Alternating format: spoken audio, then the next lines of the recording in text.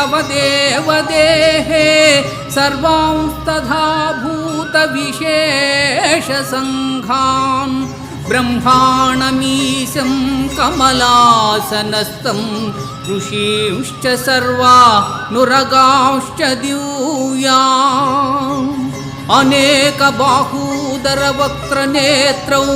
पश्यामि त्वां सर्वतोऽनन्तरूपं नान्तं न मध्यं न पुनस्तवादिं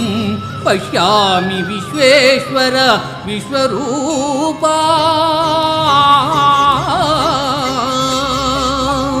दंश्राकरालानि च ते मुखानि दृष्ट्वैव कालानलसन्निभानि